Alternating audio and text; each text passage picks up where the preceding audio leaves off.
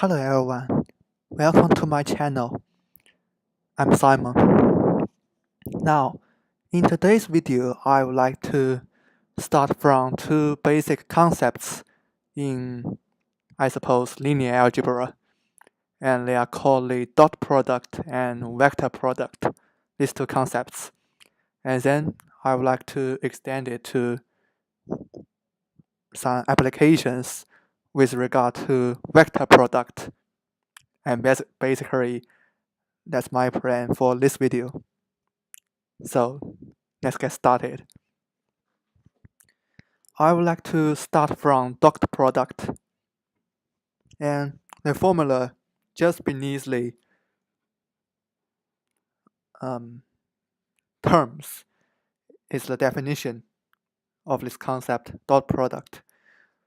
We calculate v dot w, they are two vectors, by the product of the length of these two vectors and the cosine theta, where theta is the angle between the vectors v and w. This is the result. And we can just simply prove it by expressing the length of w minus v, this vector, in two different ways and cancel out the same terms. So now if you draw a triangle, and this is a vector w and this is a vector v, and the third line, the length will be the w minus v, the length of this side will be the length of this vector. And then after some simple manipulations, you will find out the length of w minus v, this vector, will be equal to the square of w sine theta and plus the square of vector v minus w times cosine theta.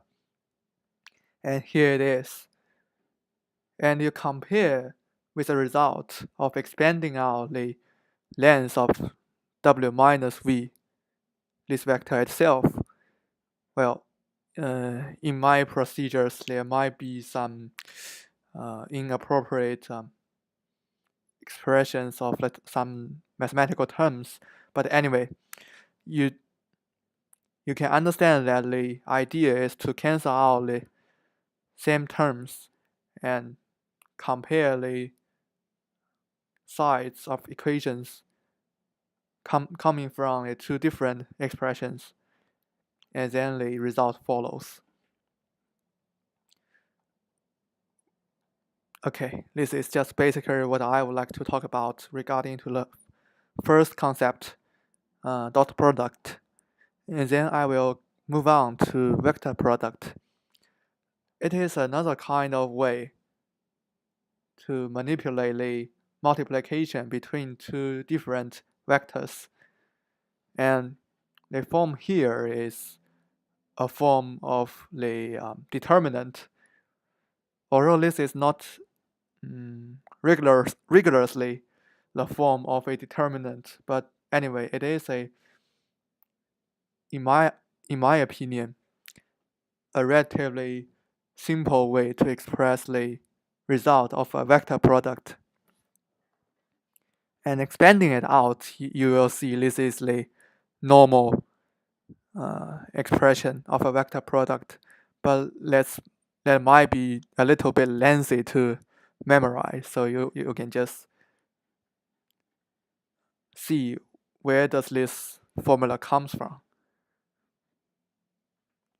And with that, I will introduce and explain another important identity, and let's call Lagrange identity. So it tells you the length of a vector product by such a formula. The proof of this Lagrange identity or at least to convince yourself that it is indeed valid, is not that hard. Basically, we need to expand out on both sides of the equations. Like for example, in the dimension of 3, then a single vector, say u, is formed by the component of u1, u2, and u3. So, and then you just expand out the both sides of equations, and you should find that the Lagrange identity is valid. Composed with the last result, we have proved what is the dot product between u and v, two vectors. We will find that the length of a vector product between two vectors u and v is equal to the product of the length of these two separate vectors times the sine value of theta, where theta is an angle again between u and v, the two vectors. And we will find that is exactly the expression how you calculate the area of a parallelogram. Since this is a base and you introduce a vertical distance, and the product of these two value is v times u, this u sine theta. It's like exactly the same form like that. So by now you will see that the length of u times v, the vector product, gives you a area of the parallelogram formed by these two vectors, and that is important in transformation of mapping, and you will need to find the area of a parallelogram that has been transformed by some map, and that leads to a theorem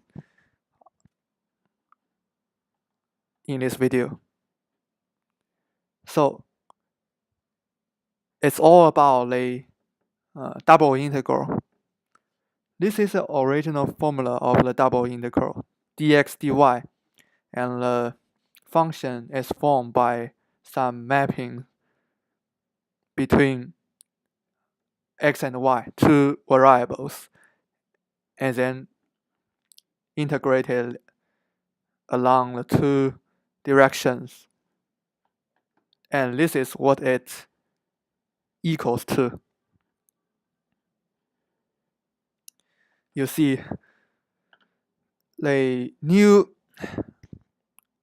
expression of the function is just to substitute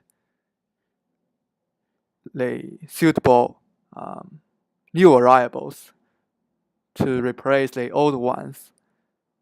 And then the problem is, what does a basic area, because you know that integral is just to find the sum of some areas, summing over a area of something. And this dx dy is just something like a square, and you sum over the square, it is an integral. And now the problem is that you want to transfer this square into some parallelogram, and what will that equals to? And now I will use the procedures in the following pages to show what that equals to. So let's first consider a mapping between the original two random variables u and v, and they have been transformed to x u and v and y u and v. And these two graphs shows the transformation, the mapping between two kind of systems. This is in the original system of U and V. And this is the new system of U and V being applied the transformation x and y. So because we know that the length of the vector product of two vectors gives us the area of a parallelogram, so we need to find out the vector product of this v1 and v2, and it gives like follows. So now if we recall a basic concept of the simple derivative like that, and substitute, how to say, I mean, in the original concept of a derivative, you see fx plus h minus fx is equal to h times some forms of the derivative plus some little o. Little o in this case can be temporarily ignored because the effect is too small. We can just, in this case, ignore it. So it will become h times some form of the derivative f prime x. And then in this case, it's the same. It deals with two variables. So it is equals to, you see, the theta v is the same rho as this h. So we find out that v1 is equal to theta v times, because we have two variables, so theta v is the same place, same rho with this h, times the partial derivatives, if it exists, partial derivatives of x respect to v and y respect to v. This is just the same idea with the concept of a derivative in two random variable cases. That's the main difference. And then similarly, you can calculate out what v2 equals to, and then you conduct the vector product between these two vectors and take the absolute value.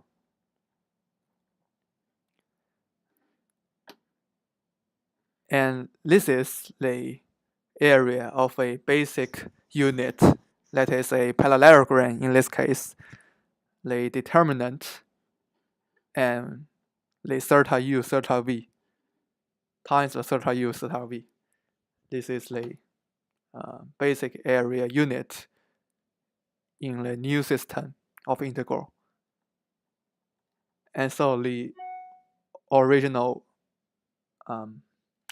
formula holds. And I believe the direct consequence of this theorem will lead to a new theorem in probability and statistics, and that's called the bivariate transformation method. So what it means is y1, y2, they are two original random variables, and after some kinds of transformation, h1 and h2, they have been transformed to new variables, new random variables, u1 and u2. Oh, no, this y1 and y2, it can be distributions of random variables. So after a transformation mapping h, they have been transformed to u1 and u2. And if you reverse the process and find out what y1 and y2, the original random variable, takes the form, and calculate the Jacobian that is the determinant of these two old variables, takes the partial derivatives, if they have, respect to u1 and u2, and takes the absolute value of this Jacobian determinant, and it gives you the result that the joint probability density function of u1 and u2, the random variables after the transformation, is equal to the joint PDF probability density function of the original random variables times the modulus of the Jacobian. I believe that's the direct consequence of the theorem I have just proved, up to the difference of the name change or some tiny manipulations to make these two forms give the same outcome, give the same form of expressions. You just take out the two functions to be integrated. You will find out that these two theorems points to the same outcome, refers to the same thing. And we can see an example of the application of this biovariate transformation method. So if y1 and y2 are independent standard normal distribution, and u1 and u2 has been manipulated in such a way that y1 plus y2, y1 minus y2, and we want to know the joint probability density function of u1 and u2. So the first step, we just reverse the process to see what y1 and y2 equals to, and after that we compute the Jacobian of these y random variables, the partial derivatives respect to u1 and u2, and takes the absolute value. And then we just substitute in what y1 and y2 is and find out the joint probability density function of y1 and y2, and substitute y1 and y2, replace them with the expressions of u1 and u2, and times this Jacobian, absolute value of Jacobian. This is given by the result of this expression. We can then find out a new probability density function of the joint variable u1 and u2. u1 and u2 alone, they both satisfy the conditions of a distribution, standard normal distribution with the mean 0 and variance 2. And then you will find out that these two variables are independent. So all the pages above is the prelude to a proof of a simplified case of a special group of distributions, and that is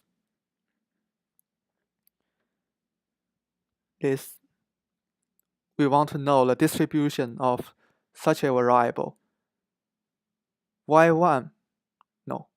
minus y bar squared, and summing over 1 up to n divided by theta square, the distribution. What is the distribution of such a variable?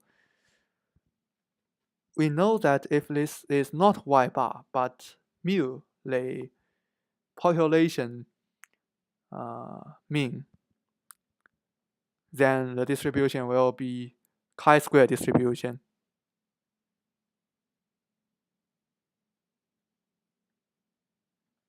and then we want to find out the distribution of such a variable. What is it?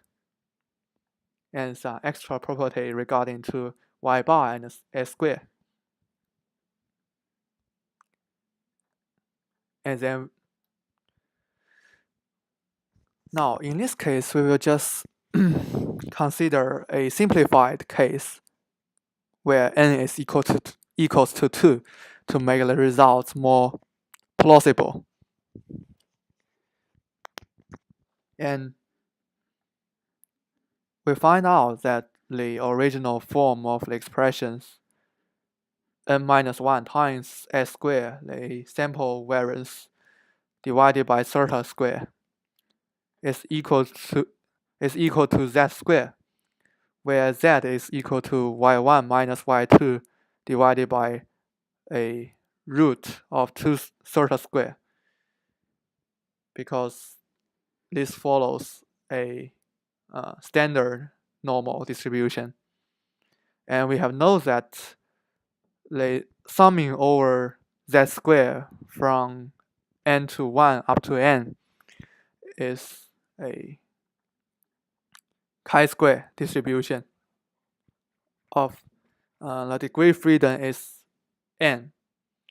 So z squared is a degree freedom of 1 chi-square distribution. And y bar. Furthermore, y bar and s squared is independent, since this y1 minus y2 squared over 2 and 1/2 of y1 plus y2, they are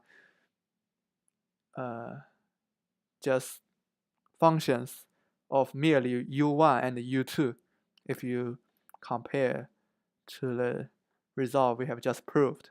And u1 and u2, they are independent, so y bar and s squared are independent as well in this case.